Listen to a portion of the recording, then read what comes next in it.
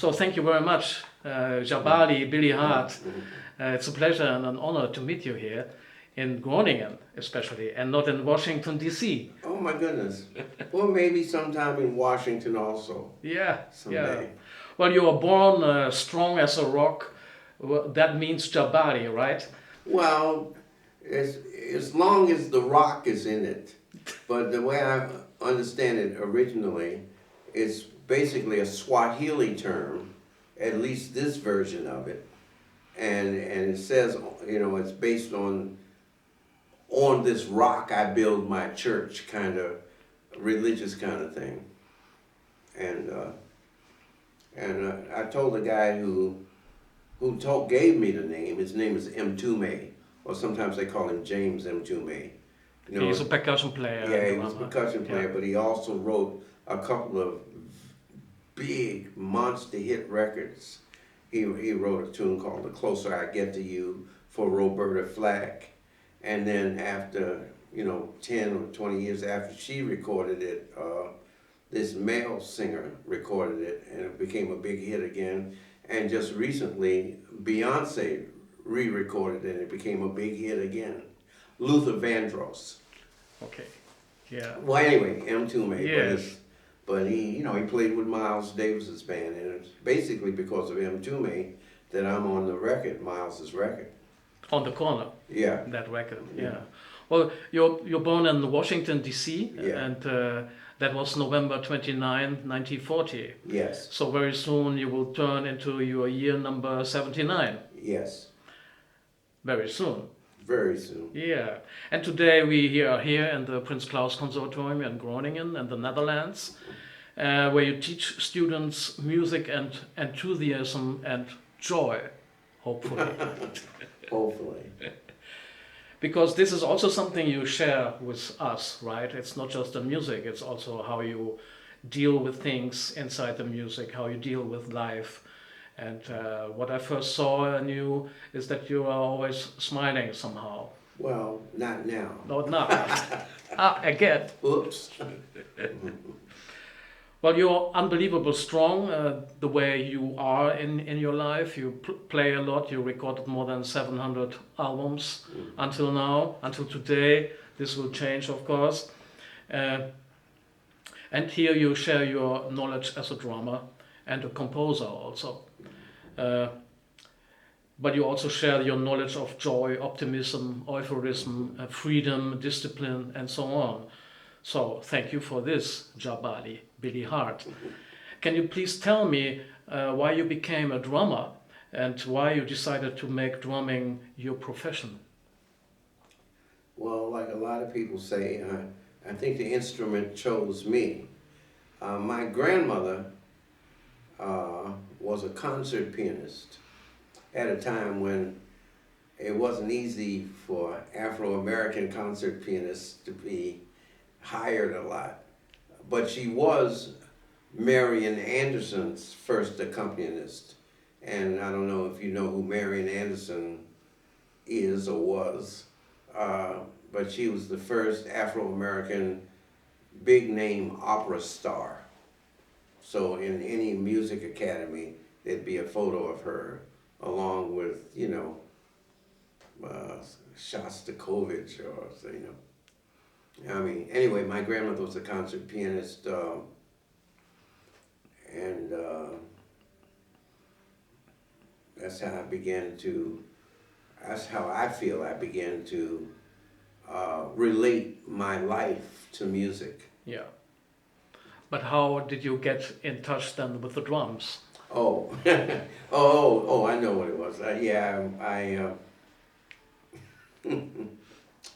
I decided I wanted to be a vocalist.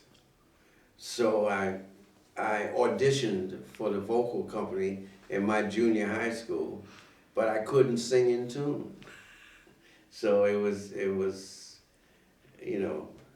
devastating. And the next thing to do was to go to the drum and bugle corps,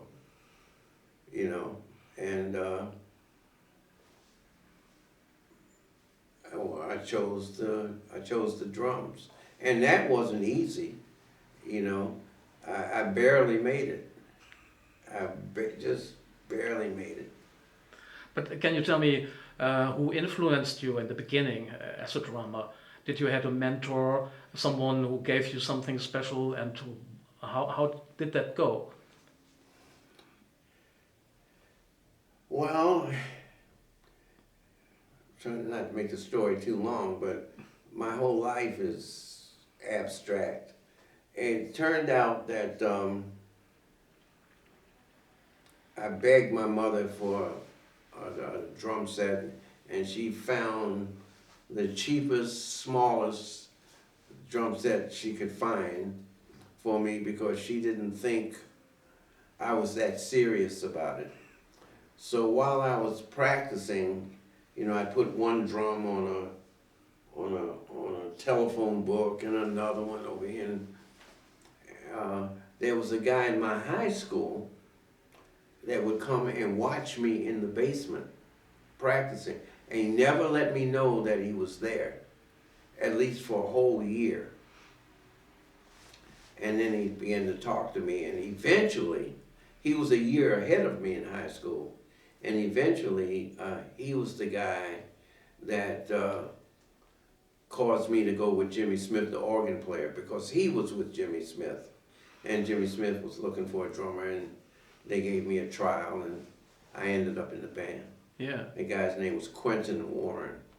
But other than that, I didn't have any friends even near my own age. I was just doing that by myself. So it's sort of like psychological. You know, that's what I would do if I was, you know, unhappy, or that's what I would do if I was happy. You know, it was a thing I went to I didn't even begin to think of it as a profession. In fact, eventually when I went to college, I went to school for mechanical engineering. So you have something with numbers. Maybe that's it. Yeah. Well, your first stops as a drummer you had with Otis Redding, and later on with Shirley Horn and Buck Hill. That was end of the 50s. Well, that's not exactly right. It was, you got the order backwards. Buck Hill saw me coming from drum corps practice, and that's how I met him. Although it took a couple of years before I played with him, but when I did play with him, that's how I met Shirley Horn. So at that point is when I was lucky enough to get the job as the house drummer with the house band at the Howard Theater. And people like Otis Redding came through the Howard Theater, and who else? Sam and Dave, Joe Tex, and one of the groups, Smokey Robinson and the Miracles, actually took me from the Howard, and we did some jobs outside of Washington, D.C. And then actually went on the road a little bit with Patti LaBelle. But all that was a very short period of time, all in all. Yeah. Yeah. What I read is that you were working with Wes Montgomery and his brothers also, Yeah. and you were looking for a better ride cymbal. This is how you got in contact with the Zildjian company. I wasn't looking for it. He was looking for it. So he wasn't satisfied he with the wasn't sound. satisfied with my sound. Yeah. Do you remember that first contact with the Zildjian company? I'll never forget it. Can you please tell it? If you prefer that one. So Wes, I said, Wes, just because you don't like the sound of the cymbal doesn't mean I can afford to go buy another cymbal. So then he reached in his pocket and gave me, in those days, I guess it was kind of a lot of money, $100, and said, okay, go get a cymbal. Now the story gets a little interesting because we were playing at a club on a highway, and the club was called Lenny's on the Turnpike, right? So I asked one of the bartenders or whatever, and I said, man, you know a place where I can buy a cymbal? And, you know, because it was on a highway. It wasn't in Boston, it wasn't in town. And the guy said, well, a couple of miles down the road is the Zildjian factory. Because I was just going to go to a store and buy the cymbal, right? But he said, it's right, the cymbal factory is a couple of miles down the road. And so I called them and then I went to the factory, and it's a big room, about 4 times the size of this room, full of cymbals stacked everywhere, and I couldn't find anything I liked. So finally, in desperation, I saw one in the corner, just on the floor. All these other things were hiding, and I hit it. It was darker than the rest of the cymbals, and it was the most like my original one. So that's the one I bought. So when I tried to pay them, they said, "Boy, you're pretty, selective about what you like. So if you just sign on this line, we'll just give you the cymbal." And that's how I ended up, to this day, endorsing Zildjian to this day. In fact, they just gave me a 50th anniversary plaque, so. Oh, that's a great story. Well, I'm glad you like it. Yeah, well, time and timing is essential to understand and also to feel and to work with. Could you explain time and timing and how you feel with work on the right cymbal? Oh, yeah, I've been talking to all these drummers, and I guess I should have been talking to you.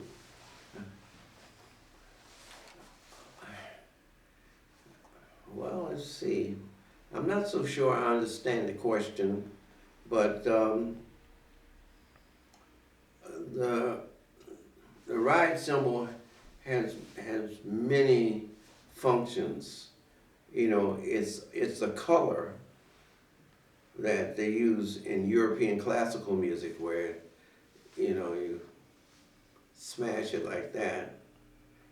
So in the United States, of course, you play a metronomic kind of beat that keeps time for dancing,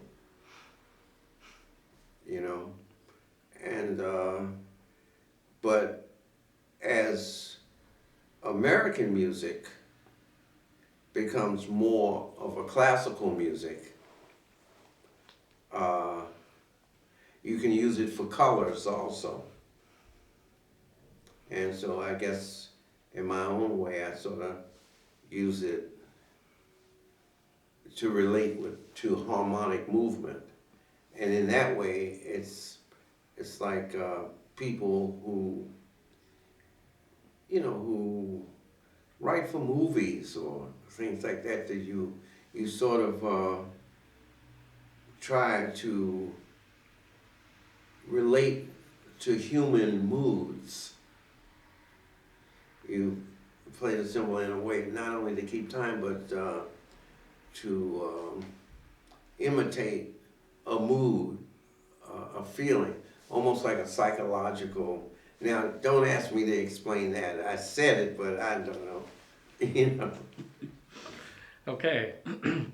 And how do you understand sound in cymbals? I mean, you just told me that you are very selective in using sounds and cymbals. Okay. I also saw that you use cymbals that are double, like in the China crash cymbals. You have not just one, there's also a smaller one inside that one. Well, you didn't see that here. You saw it somewhere else. Yes.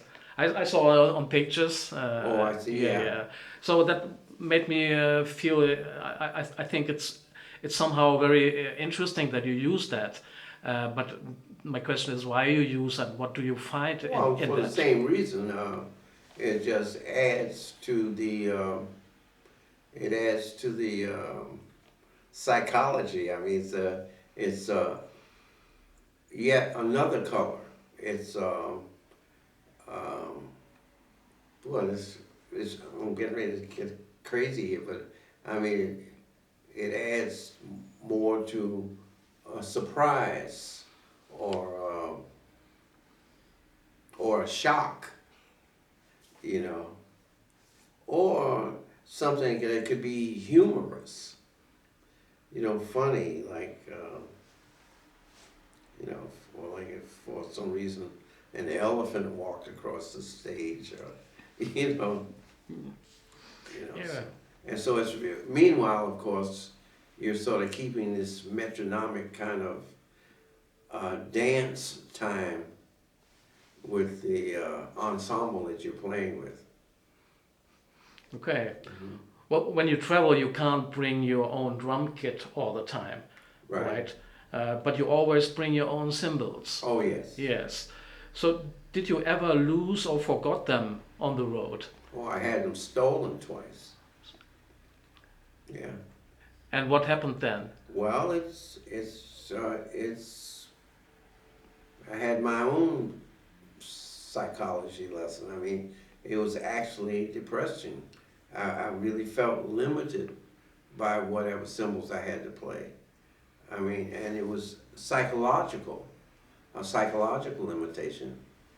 It was, when I didn't hear the sound, I felt inhibited, like I really could not play. You would think if it's just a rhythm that you tap or hit, that one thing would be just the same as another, but it wasn't. It was like I couldn't function. Mm-hmm. So you somehow felt handicapped. I was. Yeah, you were. Yeah. Well, yes, I felt handicapped. I suppose you were. Yeah. I had a good enough psychiatrist. Yeah. Well, after you moved to New York City, you played with the Herbie Hancock Sextet. That was the Mavandishi group. Yeah. Between 1969 and 73. And you recorded really awesome milestones in that period of time. You recorded songs like Toys and You'll Know When You Get There. And you also recorded with Herbie Hancock the album Sextant. Right. With Benny Morphin, Eddie Henderson, Julian Priester, Buster Williams and yourself. Do you remember the work on Sextant and your play in Rain Dance? Well, yeah, but I'd like to straighten some things out first.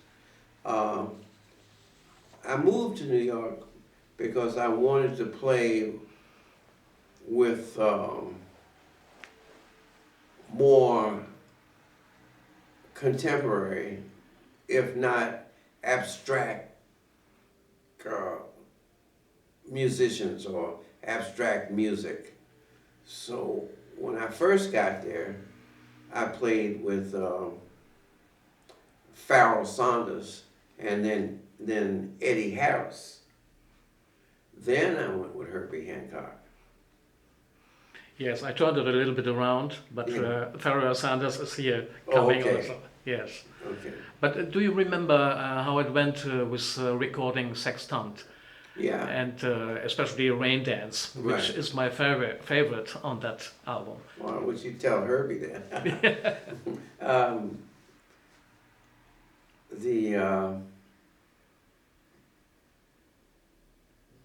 In those days, as hard as it is to believe, keyboards, as I knew it, hadn't been invented yet. So Herbie only had the electric piano. And as far as I know, part of Herbie's genius is his interest in electronic innovations, right? So, you know, he went to his first college group. He went to school for electrical engineering.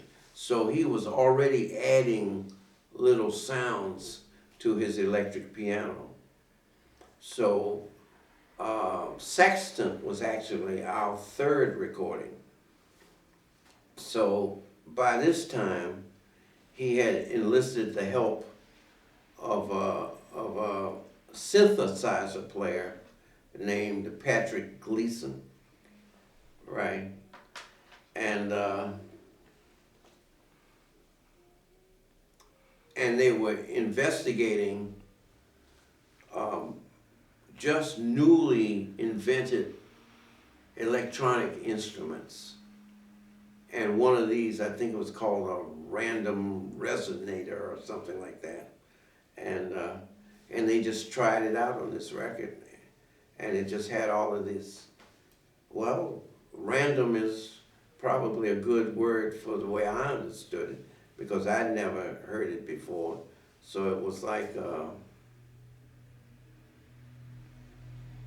like designs now that you see on the front of a computer, moving designs, except it had a sound to it. And I remember trying to play a certain way on it, and Herbie asked me, I said, nobody's ever asked me about this before. He said, why did you play like that? And I said, well, that's the way I heard it. I was playing more in the style that I came up in, which was people like Jack DeJohnette and Tony Williams, and people, like that, the beginning of playing straight ace kinds of cascara or Latin style cymbal patterns. But he was more interested, he was very respectful of whatever that was I was trying to do, but he sort of expected more of some kind of pop pattern. And so he said, he was like surprised, where did you get this for something like that, when a more obvious solution would have been this, pop style. And I just, I keep thinking, maybe if I had played pop style, maybe the record might have been more popular. But just Herbie being on the record itself made it popular. So, but if I wanted to add my little ego to it, maybe if I had played this little pop pattern, it might have enhanced the record in a more commercial way. Yeah, but through the way you played on it, it's becoming very special. I mean, then it's not just pop music; it's really sextant. It's really wow. It's like two universes coming together and make one of it. In a way, it's really perfect. Well, I'll keep that in mind. Okay. Well, like you mentioned already, you recorded with Pharoah Sanders and you played with him. You recorded Black Unity in 1971. Yeah. So that was before Herbie Hancock's period. And there you met the young Stanley Clarke, Joe Bonner, Cecil McBee. You played with Norman Connors, the second drummer, right, and with Hannibal Marvin Peterson on trumpet, which are unbelievable people and musicians, including you, of course. Do you remember that work and how important in general was Pharoah Sanders for you? Well, I'll have to, again, put it in a more clearer order as I understand it. I don't know a better word to describe it better than to say that I actually adored John Coltrane. And he actually called me and offered me an opportunity to perform with him, probably in a very minimal way, but he actually did call me on the telephone, and I turned the opportunity down because I didn't think I could help his music at that time, but I was optimistic and I was hoping that I'd get another chance. But he died before I got another chance. So the closest thing I could think of was Pharoah. And although I didn't pursue it, one of the members of his group I knew one of the members of his group, and he suggested me. So somehow, that was a lesson in itself, because he was playing a style of music that called for rhythm patterns that John Coltrane himself called multi-directional. And and those were new contemporary drummers like Rashid Ali, but also Milford Graves and Andrew Cyril and Beaver Harris, and contemporary drummers like that, which not a lot of people talk about today, but they're still my heroes. So anyway, I learned to familiarize myself with that kind of vocabulary the first week I played with him, and he assisted me by like sort of throwing me in the water to show me how to swim. He just told me to, when I first joined the band, he told me to go up on the bandstand and play by myself in front of a full house, a full audience. And that's how I was familiar with some of the John's recordings, and so some things began to fall into order. And I guess when he saw that I could put certain things together, he, at the end of the week, he asked me to join him on the first record that I did with him, which was called Karma. And then he had sort of a hit on that record. It's called The Creator Has a Master Plan. Yeah. So that was before the record you just mentioned. And what did this period with Pharoah gave to you especially? Can you say that? I mean, these are all also very spiritual people, like Pharoah Sanders. Right. I mean, to call an album Karma Right. really refers to a very spiritual connection, a very deeply connection. Yeah. And also to not just to say it or talk about it, but really put it in the world like that. Right. And put the music together with that. So what did this do with you?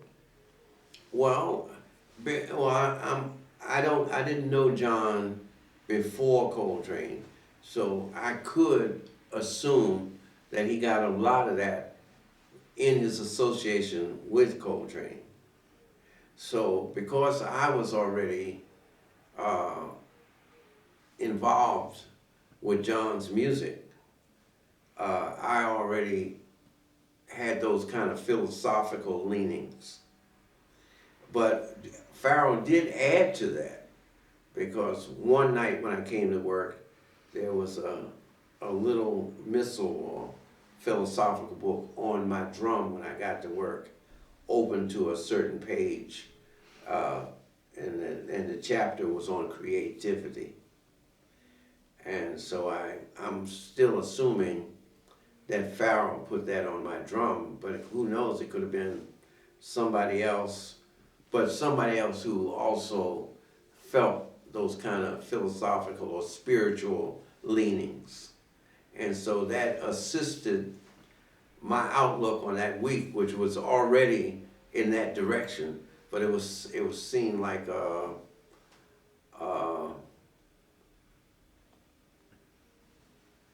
propulsion and assistance to continue in that direction. Mm-hmm. Okay. Well, there is music called black music. Right. Do you think it still exists? And what is the function of it? Boy, you asked some very interesting questions. I mean, I was waiting for you, I think, at least 40 years. So. Wow, me, of all people. Because there are a lot of people that are more politically inclined, like Imam Baraka or people like that. So I'm not usually asked those kind of questions, but of course, I do have my opinions. Yeah. First of all, I think when we had this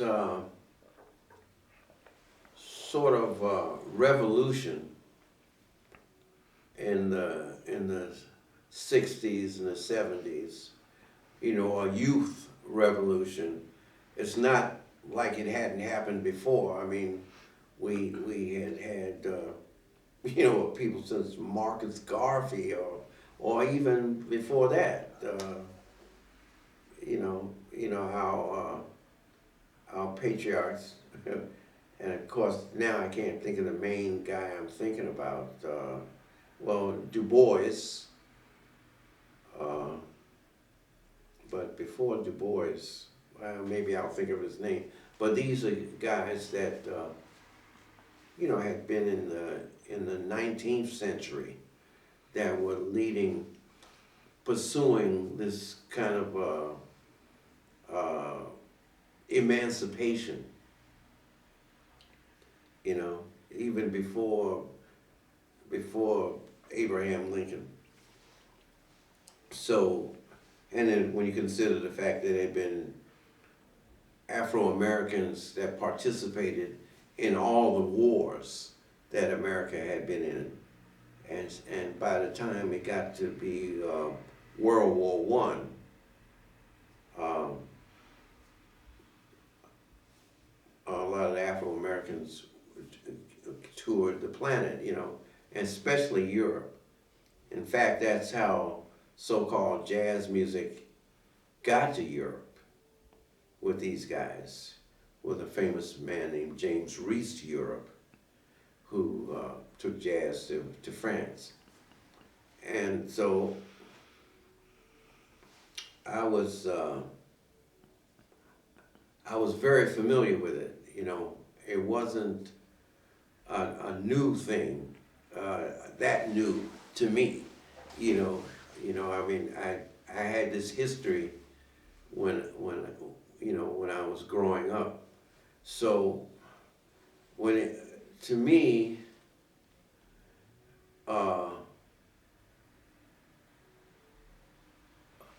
black music sort of means a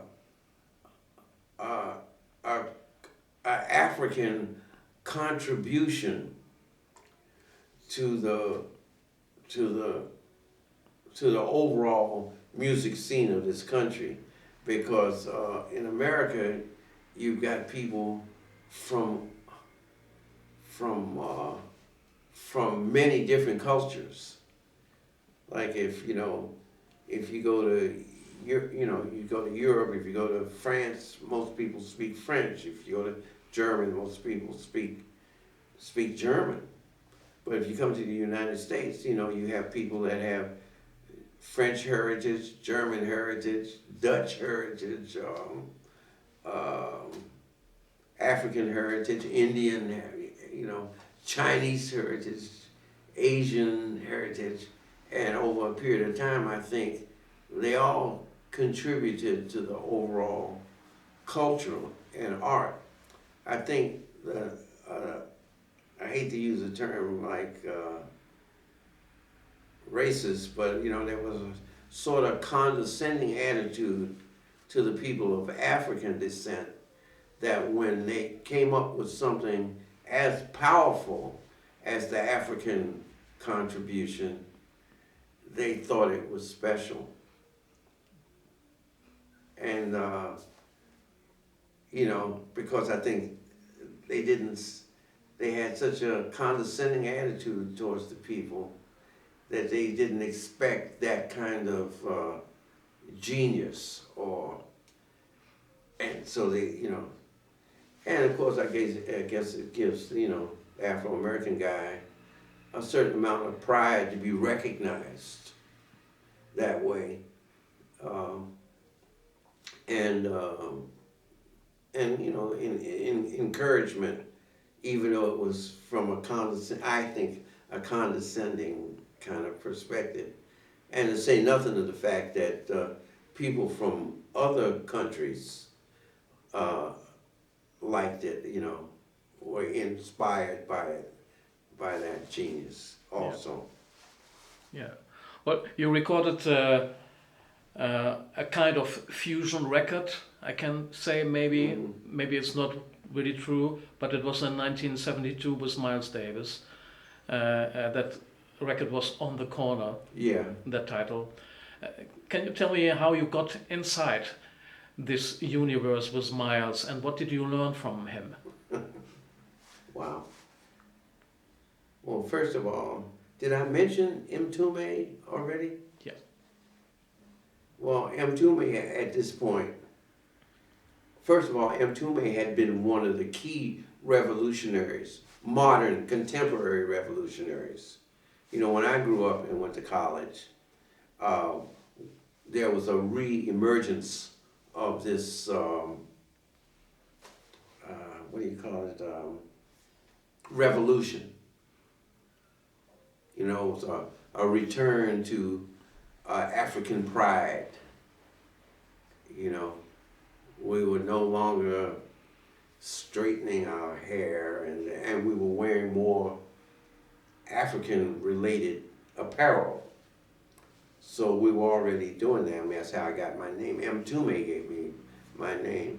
But he had been a revolutionary in California, so he came back to the East Coast and immediately got into an African, well, let's call it, African workshop situation called the East.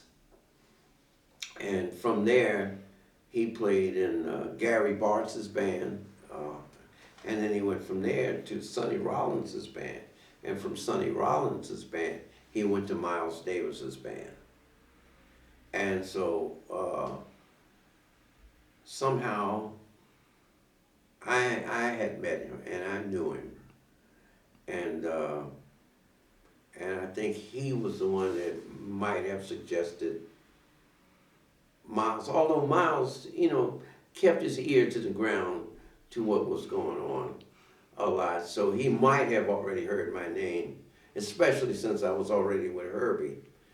But I'm sure Mtume had a lot to do with me being chosen. And as far as it being it was a universe that I wasn't that familiar with. You know, I had played some of these pop rhythms earlier in my life, or my career, if you want to call it that. But Miles had put another level, another creative level on it. So when I visit some guys today, like there's a new popular pianist named Robert Glasper, and when I see him, he'll introduce me to some of his friends as being on the Corner album, and they refer to it as the first hip-hop record. Glasper does that. And, you know, so that makes the record seem much more contemporary than I would have thought, since we did it in the 70s. And now we're in 2000, maybe at that point, 2015. But, you know, as Glasper would say, look, Billy Hart was on the first hip-hop record from his standpoint. So I guess that's what, I hope that answers your question. But is there something specific what you really learned from Miles from that project? Did you have some kind of special connection with each other? Well, Miles, I guess, you know, he makes no secret of how hard and with as much respect that he studied with Charlie Parker and Dizzy Gillespie. I suspect that I feel he was a great student, but what his being a great student means to me is that he became a great teacher. So there were things that he would say to me around that session that I feel have made me a better accompanist. You know, he said certain musical and rhythmic things to do. And if I looked at him questioningly, he would look back at me and say, well, that's what I do. And, you know, that was enough for me. Okay. And I'm still, I mean, the minute he told me these things, like, you know, it made so much sense. I mean, it changed my playing immediately. I mean, immediately, like, boom, it's like bang. Yeah. Well, traveling is a very big activity in your life. And in the liner notes of Herbie Hancock's VSOP album, he made two of them, but the first one is some kind of special best of VSOP, a double LP. There I read you played with Stan Getz in London. Then Herbie said, come here. So you went to America, you came to a short rehearsal, then you recorded the album. Yeah. And then you went back to London to continue your work with Stan Getz. Right. Do you remember that? I'll never forget it, but how did you even know about that? It's written in the liner notes of the album. Well, I had to do it with great difficulty. You know, because Stan, you know, he really wasn't comfortable with me leaving. And, so I got to the performance a little late in that the other band, which was Freddie Hubbard and Wayne Shorter, and they were already performing when I walked in the door, you know, and so I made our performance, and I wasn't that pleased with my part of it. I didn't think I had enough time to prepare. But I've had friends of mine later tell me that they thought it was a pretty nice performance. You know, like, because I didn't even want to listen to the record. And Al Foster said, "Man, you better listen to it again." He said, I think you were the shining point of the performance." Yeah. And that's very nice of somebody like Al Foster to say, you know. And you know, a couple of people said something like that. Yeah. Well, coming back to traveling, I think I remember that you were working last week in New York. All the week you played with your new quartet, with Iverson on piano, Mark Turner on saxophone, and Ben Street on bass. And you played all week long. And then you went to Cologne for rehearsal with Joris Teepe and the bass player.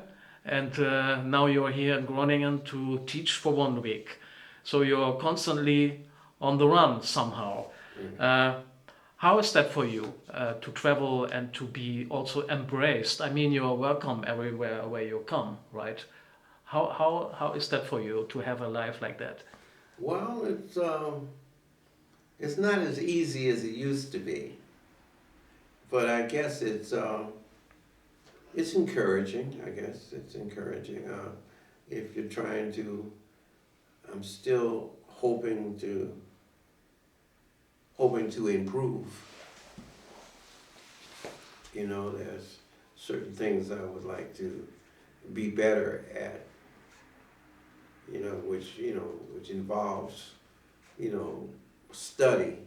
So at some point, if before it's too late, I'd like to continue with my studying. So that's how I feel about it. Okay, yeah.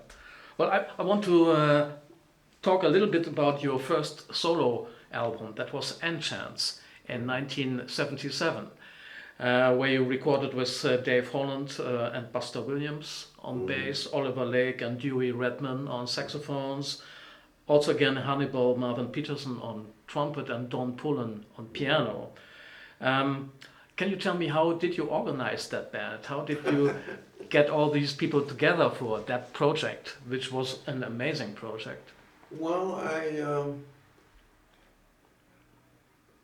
again, my adoration of Coltrane's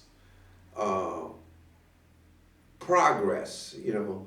In other words, if you listen to one Coltrane record and you didn't quite understand it, you could go to the record before that, and you could see that he had all these steps that you could just chart, you know, so logically, his progression. So with each one of those steps, he encouraged not only me, but other performers. And then, of course, I became enamored of them.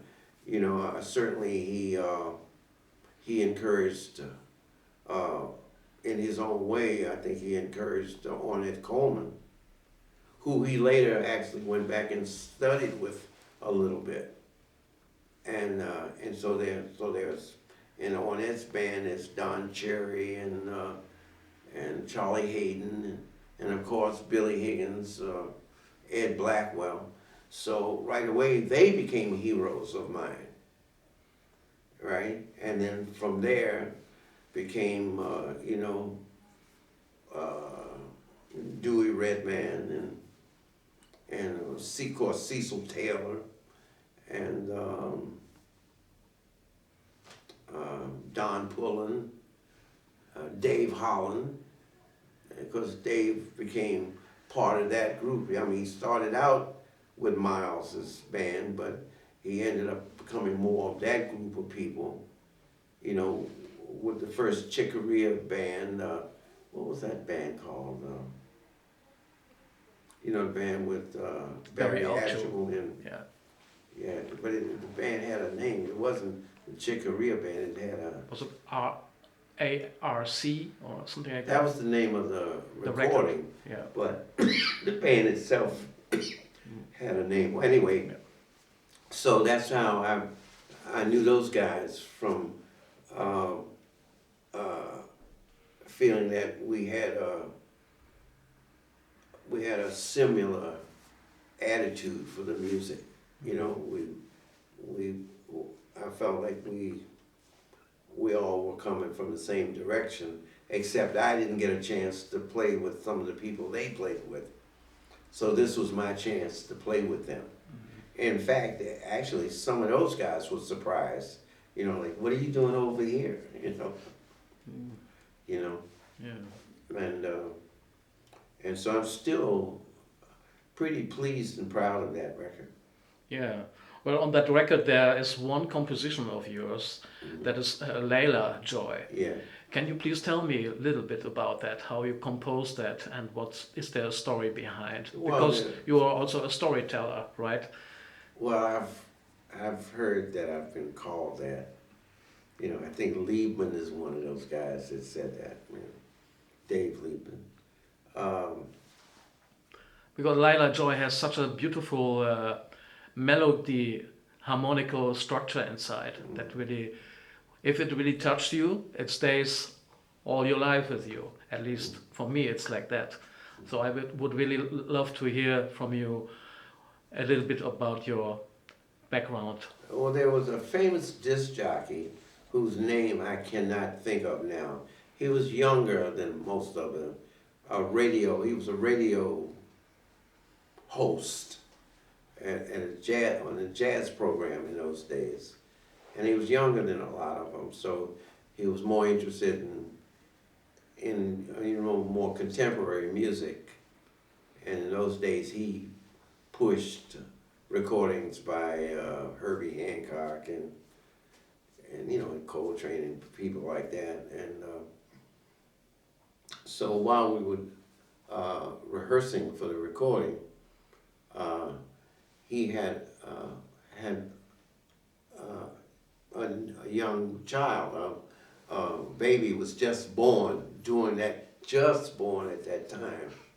So I decided to name the piece after her, and it was Layla Joy, because it seemed to, be a part of the project. It seemed to parallel the mission of newness, of all these people that hadn't necessarily played together before.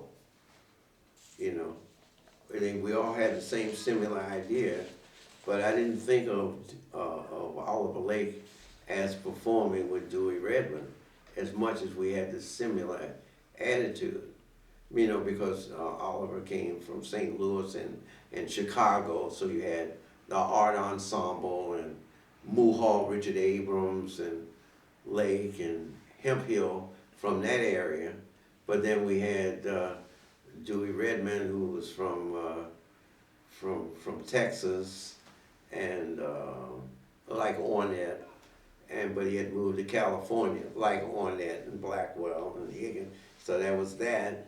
And then we had the other guys like Pullen, who had been with Mingus, and so it was put together like that. So I heard this melody, and I put the melody together, but I took it over to Dewey's house, and he helped me. We worked on it together. Yeah. Thank you that you did that. It is beautiful. Thank you. Well, can you tell me very short about the importance of silence for you, the music, and in general? Well, it's actually I think of it as a more like a spiritual poem or situation. I mean, the first time I even heard the term like that, it was, they said there's nothing louder than silence. And there are many songs that include that in the title, like Chick Corea and the Bible harp player, I can't think of his name now. Gary Burton. Yeah, Gary. They had a album called A Crystal Silence that I was very moved by, actually. And so and when I first met Pharoah, after we first met each other, then he didn't say anything for about 15 minutes. I was standing next to him, and I'd never met him before, so I thought we would be engaged in conversation, but he didn't say anything. So there was this, for me, a kind of awkward silence, but for him, and I guess in general what I'm trying to say is some people use silence as a meditation. And I think that's interesting, and I sort of try that myself from time to time. I respect it in that way. Great, yeah. Then I have a question. You played since 2006 with your new own quartet, with these young cats, Ethan, Mark, and Ben. Mm-hmm. Can you tell me how you decided to put them together and to work with them? Well, they have a different way of looking at it, but as far as I know, the reason I'm over here right now is to record with a trombone player named Christophe Schweizer, who lives in Hamburg, Germany. So we're all going to meet in Cologne. But he had put together a band, and Ethan was in the band. That's how I met Ethan. And Ethan, for some reason, I liked him, of course, liked his playing immediately, and him. But he decided to use me in his trio with Reed Anderson playing the bass. And if you recognize that situation, that means I was probably either considered or actually a member of the original Bad Plus, right? So, but somehow, according to Ethan, I had a job in my where I live now in Montclair, New Jersey, and I used them on it because I really didn't have a band, and by that time, Ben Street had replaced Reed, because I guess Reed was already beginning to start production for the Bad Plus, and Mark Turner had started coming to some of the performances that Ethan had. So that's somehow we put that together, and we made this gig in New Jersey, and it sort of decided to be a band. And I guess Ethan says he liked the way I talked to the audience, and he said that was the deciding moment for him, you know. But up until that point, I wasn't thinking about it as my band. Mm-hmm. Yeah. Well, you recorded with them already for ECM Records in Munich, Yeah. for Manfred Eicher. He is the producer. What is your experience to work with Manfred Eicher? I mean, he has a very special way to bring sounds and music together. And of course, you recorded also with Charles Lloyd, also for ECM, also with Benny Morphin, Right. very early in your career. So you had already this connection with ECM and with Manfred.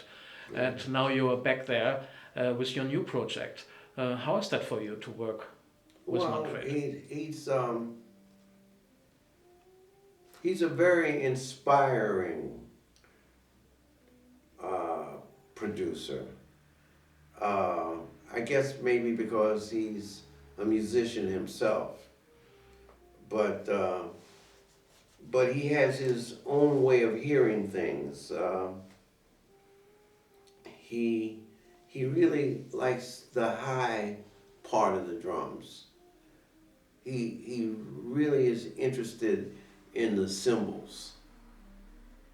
And of course, I've spent time personally trying to get a certain cymbal sound that I had kind of worked on years to find this sound. And so we found we had a certain compatibility in our interests with the cymbals. Now, when you deal with Afro-Cuban musicians, they don't like the cymbals so much. It's a little too bright for them. They like the bell, or even play the rhythms on the wood, right?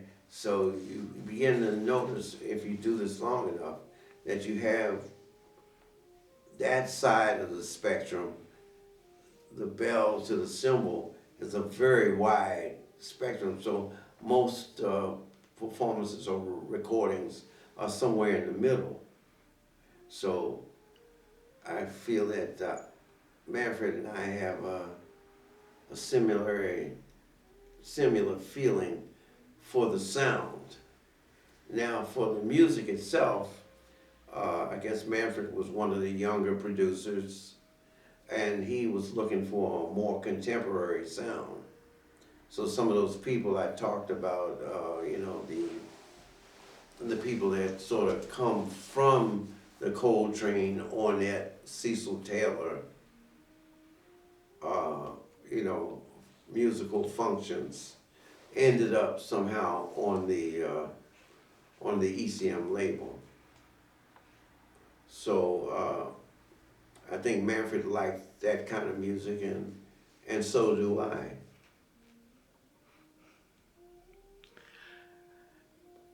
Okay, then I thank you very much for this beautiful and open talk with you, and I hope we will meet again. And I also wish you all the best for all coming projects and all the travels, and I hope you will not lose the cymbal bag again. Well, thank you very much. You know, you asked some very interesting questions. I'm at the age where I do some interviews now. There seems to be some small interest in me. But you've asked some questions I really had to think about. I had to look a little farther inside to come up with some of those answers. Thank you very much. So thank you very much. Thank you. You've been very helpful. Thank you. Great. I'm encouraged. Great. Thank you. Thank you. Great to meet you. All right. Yeah. We're just meeting. Yeah. You seem to know so much about me. It was like we're already old friends. Yeah, it seems like that.